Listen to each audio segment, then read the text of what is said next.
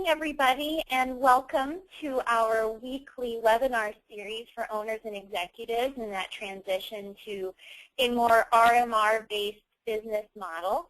This is Sharon Shaw, and we have a new voice for you all to listen to today. I'll be introducing Chris Peterson. Chris Peterson is the co-founder and managing partner for Vector Firm.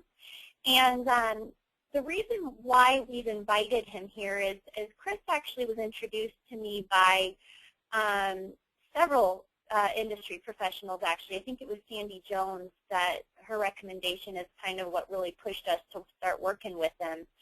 And back when I was at PSA, we were looking into adding some sales training classes to the PSA portfolio of education. And Chris's programs really were just unique, very interactive, very engaging. He does a host of different things that can help sales organizations get more aligned with the goals of the company. And so as we started working together from the integrator support angle, he's developed some really fantastic programs and solutions to help our integrators that are remodeling their sales program around a managed services model. So he's going to share some thoughts with you today on what he's found in this process and how he can be of service to you. So just want to welcome you. Thank you, Chris, for joining us today. Oh, no problem, Sharon. Thanks for having me. And what we're going to do, Sharon, is we're going to go through this, and then you'll take questions at the end. Is that right? That's correct. So as usual, guys, if you have questions, you'll want to type those into your Q&A chat feature in your GoToWebinar control panel. And we'll take those at the end. And if there's any we don't get to, we'll follow up with each of you directly after the fact. Okay, great. Thanks, Sharon. Folks, what I've done, I've spent a decade or so in the security industry, and I was part of an organization. I was in charge of sales and business development for an organization that rolled up a bunch of companies. About 5-7 years ago, we took about a 2-year period and rolled up a bunch of companies, and I learned a whole bunch during those couple of years. The primary thing I learned is that the security industry was very fragmented, and no one organization, well, they're the big guys out there, the Convergence and the Axis of the world. They could take advantage of some sales strategies and training, but most of the groups out there were pretty fragmented and just did what they knew, and they couldn't leverage having a real strategy. They would just keeping the lights on and busting their tail every week to make the sales. So what I did is I built an organization based on a science of selling and a methodology that I created over the years, and I'm bringing it to the security industry, and I've been doing that independently for 3 years now. And along the way, 3 summers ago, 2010, it was weird. It was within about a 3-week period, the challenges of developing hosted and managed service business amongst security integrators and dealers hit me about 4 times in about a 2 or 3 week period. One of them actually, Sharon, I don't know if I told you this, I heard a keynote by Bill Bozeman at a luncheon, and that's all he talked about for 20 minutes were the challenges and how there was such a need to go to managed and hosted services. And then I had a client who took me to breakfast actually and said, listen, I want to evolve my company away from project-based. I need help doing this. And the reason it resonated with me so much is because I came from the healthcare IT space, and we were facing the same exact challenges in the healthcare IT world 10 years previous. And I had developed, not me, but I was trained on a list of best practices on how to sell hosted services in that space. And the same exact challenges I heard in the early 2000s and even the late 90s that the companies were facing and going towards an RMR model were exactly the same in the security industry. Here it was 2010. So, the infamous light bulb went off, and I started digging. I started looking further into this, and everyone had a common challenge. It's probably similar to the challenge that you face. Now, we got the products, and this is what we faced back when we were trying to get healthcare systems whether it be hospital systems or even more challenging, the private practices, to allow someone else to host their data and to bring what they were used to as a capital expense into a monthly expense. They didn't understand how to do it. And what we thought as an organization and as an industry was, we've got the technology, you've got the need, now why the heck are we not selling it? And there are so many challenges and so many reasons that this that go behind this. And there's a lot of reasons too that people don't realize that it's difficult to do. It's a completely different type of sale than the traditional sale. And in the security industry, so many of our folks are based on experience, and so many of our folks are based on helping the customer fix their solution, that the idea of stepping outside of what we've done for the last 20 or 30 years and coming at it from a different angle is somewhat foreign. So what I did is I went back to my logs of what we created back in the healthcare world. I even reached out to one of my former coworkers, who's now a CEO of an IT company in Memphis, and we worked on some strategies together. I helped him, and he helped me with what we can do in hosted services here in security.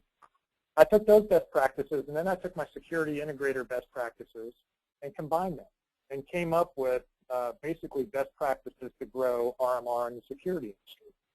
Now, most companies in this industry can't necessarily justify having me come in and implement these. So what I did is I worked with Sharon. I also brainstormed with about a half dozen of my clients and came up with a service that's pretty affordable, and it provides a ton of value. It's called the RMR Sales Diagnostic Review. And that's not really the goal of today to discuss that, but I wanted to share with you that I've got a service, I've built it, and what we're going to talk about in the next several minutes is basically content that comes from that service. And that's the goal today, is simply to stimulate thought that's going to help you come up with some of your own solutions on how we can, well, what do I need to start thinking about? Where should I start thinking? And what's the next step in improving the sales performance for my RMR solutions? And hopefully, by talking through this, it'll stimulate some thoughts, and either you'll have questions at the end, or you'll go away to the drawing board and figure out some solutions on your own. This screen represents a scorecard that I put together. So in this RMR Sales Diagnostic Review, what I do is I work with a client. I do a lot of phone work ahead of time. Then I come into their facility for a day to a day and a half and roll up my sleeves and get in deep with them and analyze 10 sectors of the RMR sales process. There's actually 11 things to grade, because I also grade the overall performance. And don't worry about what this graph represents.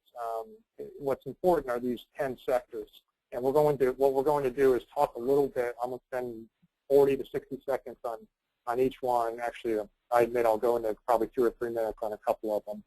And just talk a little bit about what's so important about each sector and what you need to think about. Now, each of you are unique in your own world.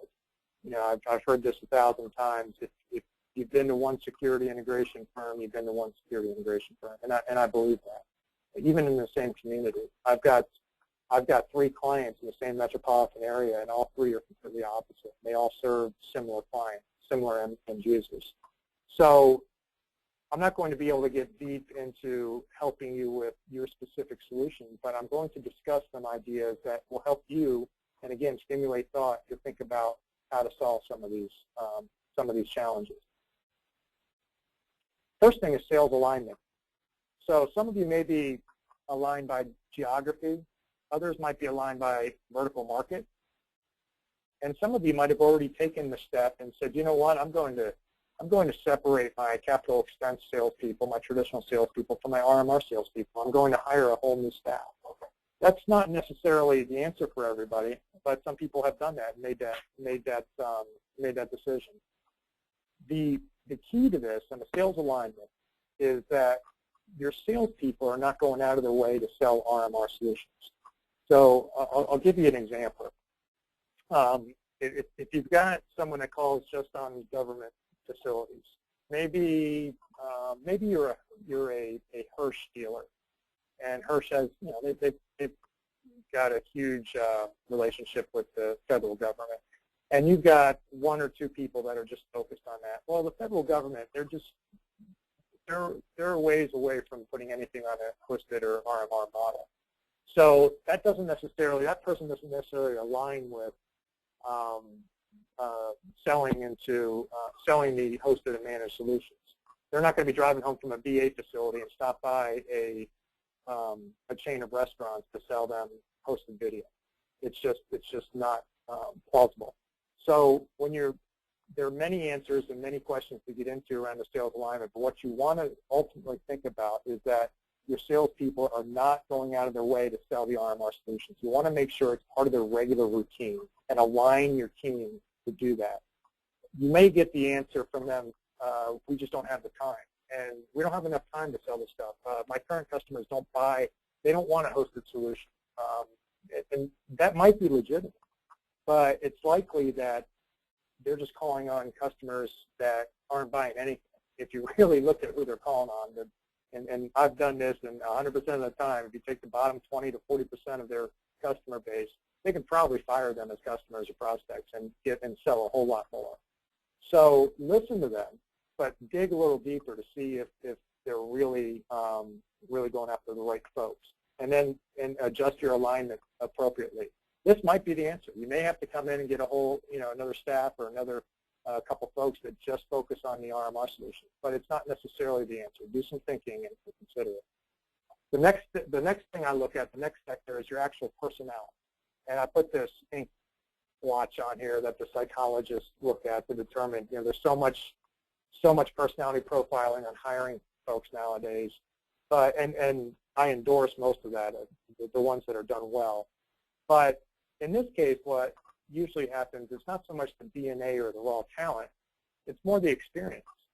If your salespeople are sitting around telling war stories about selling locks to Howard Johnsons in the 1970s, you probably won't be able to convince them to go out and sell a hosted access system. Or if your salespeople like the sexiness of selling big, really cool projects to critical infrastructure sites, then they probably won't get that turned on by selling something that's a monthly service. I had a client who lost one of their key salespeople, and his exact line when he left is, "Listen, I just don't want to sell 3 cameras to Einstein's Bagels for $90 a month."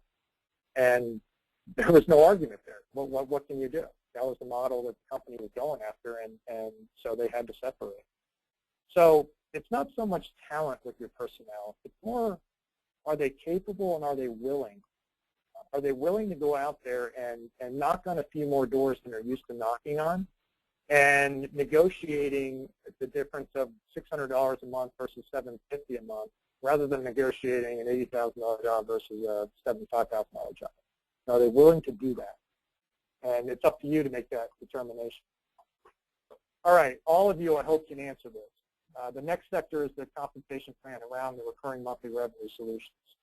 The amount of effort, and you guys are all muted, so answer it in your own privacy there. But the amount of effort your salespeople put into selling the RMR solutions is directly related to, and the money that they can make, and the money that they can make today. If I were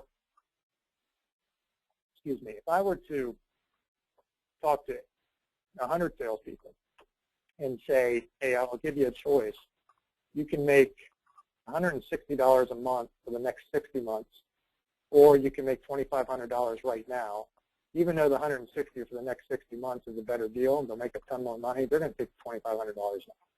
95 out of 100 are going to do that.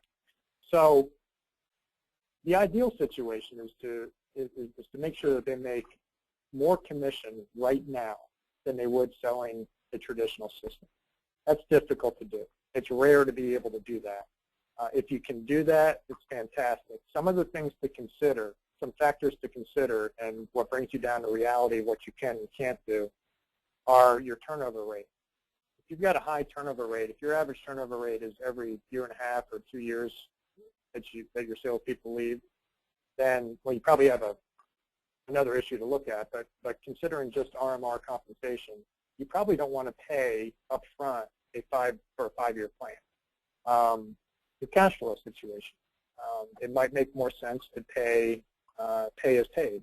So you pay, if someone gets a job for $500 a month, and you pay them a certain percentage of that 500, they get paid that every month for the rest of the life of the agreement.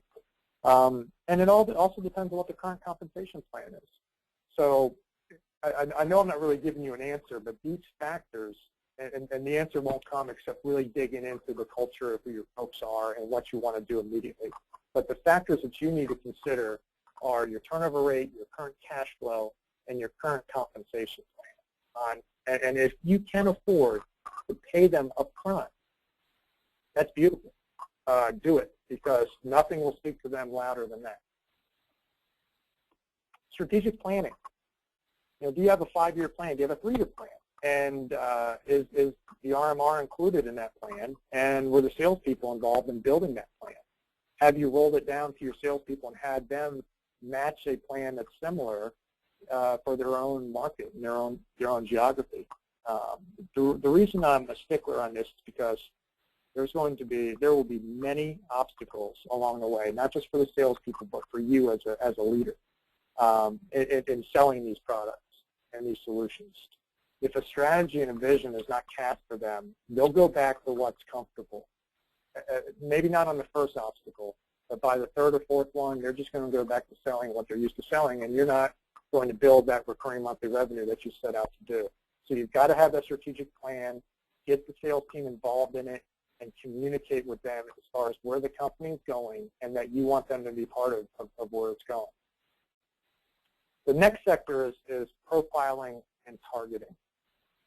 What you see in front of you is the map of France. And if in 1944, when the Allies were trying to figure out, okay, how the heck are we going to drive the Germans out of France and out of Paris? If it were me, I would have said, okay, we've got all these Americans, we've got all these Brits, and we've got all these Canadians. Let's just surround the coast and come in and dominate the country and go through Paris.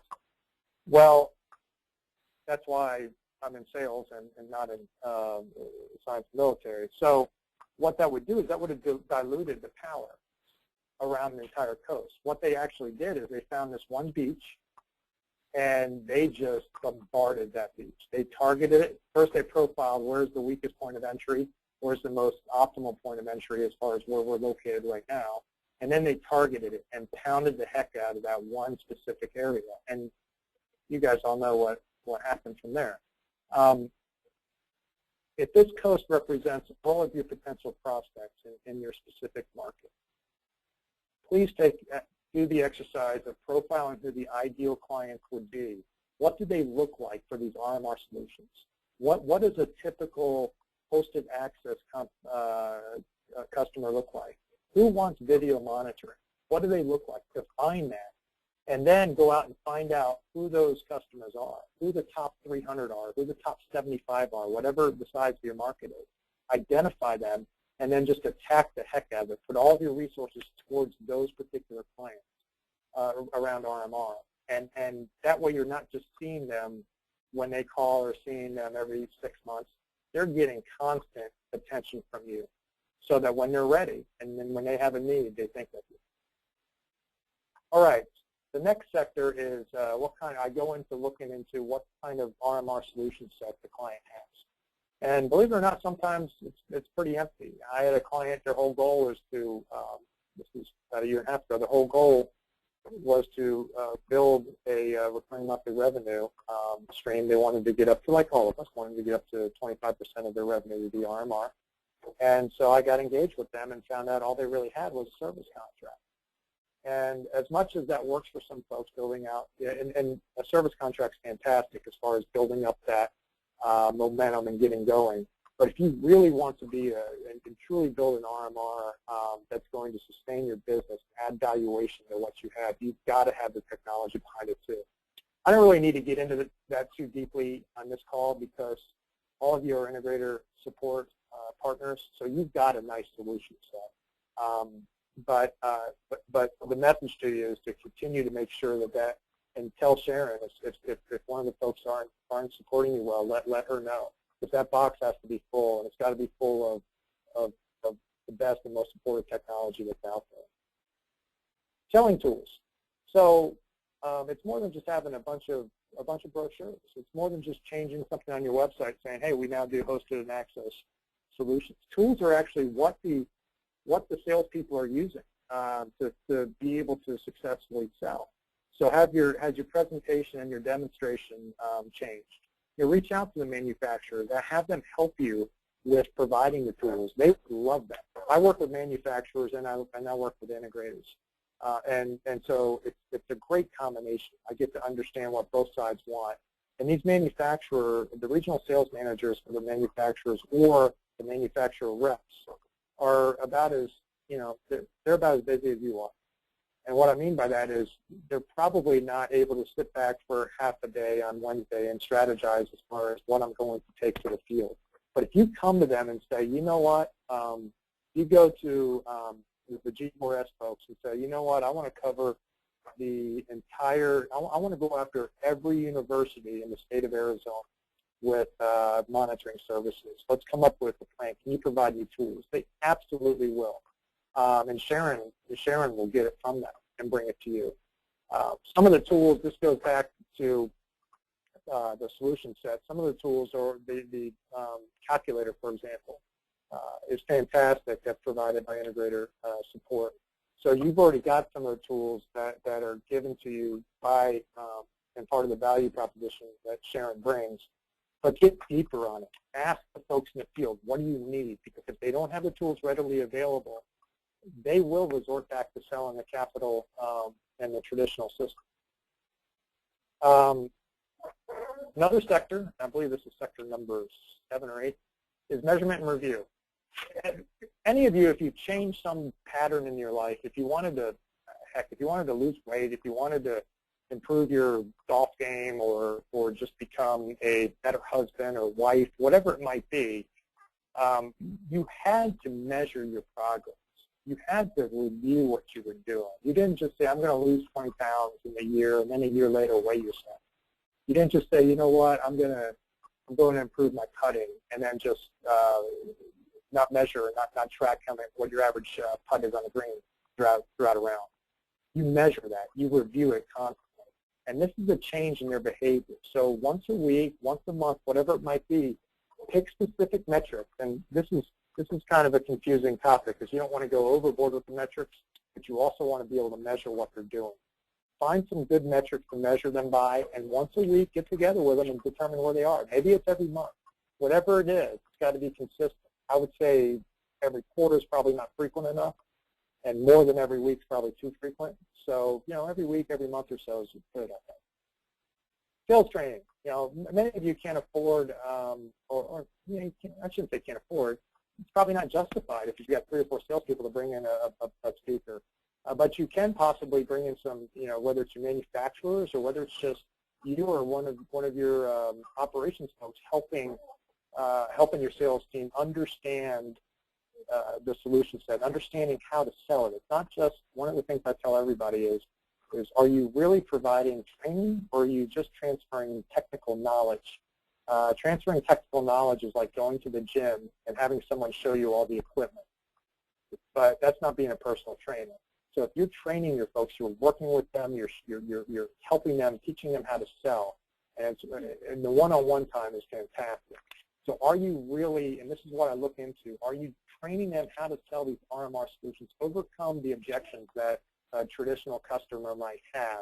Let's walk through that scenario and get feedback from the other salespeople. And make this, again, this consistent. If it's 10 minutes every week that you spend in your sales meeting on training, that's better than 2 hours every quarter. I promise you that, because it's consistent, it's a short injection of value, and they'll get something out of it. And then finally, the last sector that I talked about is business development and marketing. If this is your marketing here, having a big sale on RMR solutions, and you're probably not going to make any progress. What I tell everybody when it comes around to business development and marketing, this is your goal. Your goal is that when your clients in your market that are not ready to go to a hosted and managed services solution yet, or the ones that are ready, when they're sitting around the conference room and the security director finds out that something happened, and they think, you know what, we need to go to a hosted solution. They think, I'm going to call X. They're going to call you. They know because of the marketing efforts that you've done, and there's many ways to do this, from social media to having local technology events to simply doing demonstrations at their particular site. Whatever it is, you want to make sure that they are ready. When they're ready to move to video monitoring, when they're ready to move to hosted access control, that they think of you immediately because it's a new venture for them. And if you position yourself as the expert in this world, when they're going into that new venture, they're going to call someone who's the expert because they're going to be uncomfortable with it. You have a heck of an opportunity right now to dominate that awareness in your market because the other folks are not. People are not out there driving the fact that they're experts in hosted and managed services for security technology. If you can put together a plan to drive this awareness, you're going to be sitting in such a good spot. And within 90 days, it doesn't take that long. So, Sharon, I think I came in on time. Well, yes. A little bit long, a couple minutes long. No. So I'll open it up to you and what everybody thinks and questions. Perfect. Thank you, Chris. And now, you guys, is a great time, to pick his brain. Type in any questions that you have so that way you can go ahead and get some answers before we wrap up today. A couple of things, Chris, that I thought, I just wanted to reemphasize that you had mentioned earlier. First of all, the idea of getting RMR to be part of the routine, I think, is huge. It's got to be something that is just the way they do it. And the companies that are starting to really see success in their efforts, it's because they're making it part of every conversation. These companies have gone through and added, content to their website, content to their corporate brochures. You mentioned PowerPoints. They're taking sales tools with them every time they go to site walks. It's important that they're always looking for these opportunities. Another thing, one of the clients that Chris actually has been working with and consulting for us, had a situation where they've got a great comp program in place. They've got some really great tools. They've been ramping up slowly but surely. And one of the things that, he recommended was just a really basic piece of advice was sit down with, your salespeople if they sell a project that does not have RMR and just show them what could have been if they did.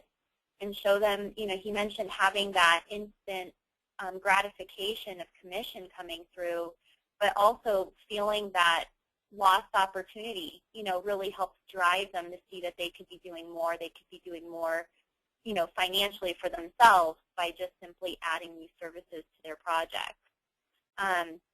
So let's go ahead and see what, which of these questions came through here. The first thing, have you ever seen anybody go from those big project sales making that transition to selling the smaller systems? I'm assuming that means an individual that's used to selling the $200,000 job to utility facilities, and then all of a sudden moving. It doesn't mean it's impossible, but what I've seen is that those folks that are used to selling the large capital, and let's say $25,000 and up, it's not always a $300,000 job. The large capital systems, usually where they have success in selling these RMR solutions is when their current customer base is convinced of it. And it takes them to see the buy-in. Hosted video isn't necessarily something that is usually popular because of the limitation in the technology right now. Usually those larger jobs require dozens, if not hundreds, of cameras, so that's tough. But hosted access, they're starting to get to a point where the larger systems are saying, hey, you know what? Let's look at one of these hosted or even managed access jobs, and also some of the video guarding, and they're starting to see also. So in answer to your question, I have not seen someone that's used to selling the large critical infrastructure, we'll call it, projects all of a sudden turn into someone that's knocking on the doors of the local Starbucks and pounding out a ton of RMR solutions at $125 a month. I haven't seen that.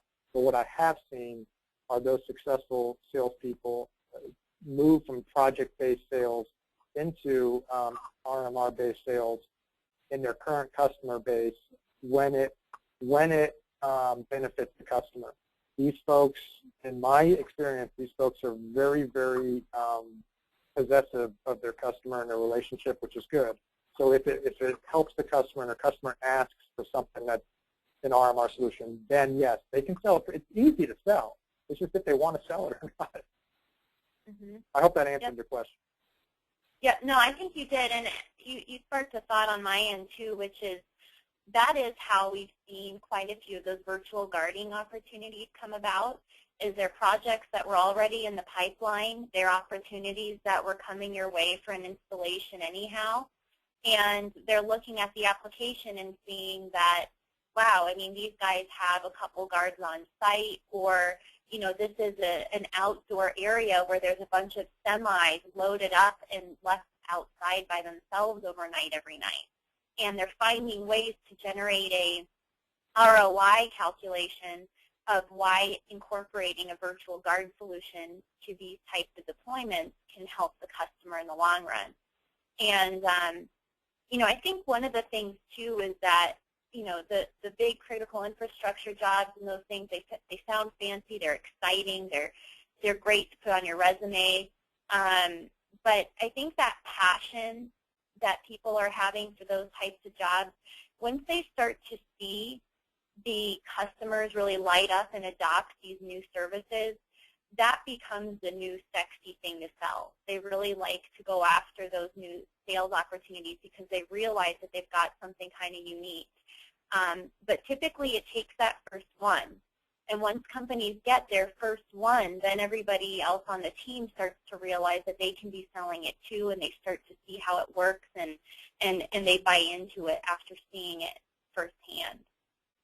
Right. And Sharon, from an integrator standpoint, from your audience's standpoint, a lot of times they think, you know, we need some salespeople that go around. They're just used to selling for a burglar alarm company, and those companies that are trying to move into hosted technology, they think, you know, we got to go find some of these critical infrastructure salespeople because their salespeople are really good at knocking on a lot of doors, but they're not necessarily that strong in selling total solutions and selling technology. So don't think automatically that you've got to find someone that is happy to knock on 100 doors a day. That's not necessarily the solution. Sometimes the solution is having one of your folks right now that are truly solution and sales professionals, just getting them to understand the motivation behind selling these solutions and having them willing to do it. Yep, exactly. Now this one, Chris, I'll definitely let you take. They're wondering if you can send over a comp plan and that matrix based on like payback models, and wasn't sure if you could speak to how your service works and what people get from you after they do the diagnostic review, maybe. Yeah, actually, as far as the comp plan, a lot of that has to do with well, what I do when in one of these diagnostic reviews is I understand I get to know what the current compensation plan is, what the experience level and the type of personnel that they currently have, what their cash flow is, and really how aggressive they want to be in building out this RMR structure and what their turnover rate is. And we build there are so many different models. It goes all the way from just paying a percentage of the monthly fee throughout the life of the agreement, which is very low upfront risk. But and it's the positives of it are that it's a low upfront risk. It also adds an annuity to your salespeople, so it's going to reduce your turnover. Think about it. If after a couple of years of them building up an annuity and they wake up on January 1st knowing that they're going to make $15,000 this year in commission just by keeping their RMR people happy, odds are they're not going to leave and go to a competitor. So that's fantastic. You're building up that nice annuity for them. And there's ways to get it to where you're still stimulating them to get new business. They're just not resting on their laurels. But that's one extreme. The other extreme is to pay them completely up front and get aggressive the longer it is. The most aggressive plan that is out there really is paying them a percentage of the total value of the contract and increasing that as it gets longer. So if you're paying, I don't know, I'll make it up, if you're paying 4% on a 3-year contract, and pay 8% on a 5-year contract. I know that sounds counterintuitive, but it sure does get them incentivized.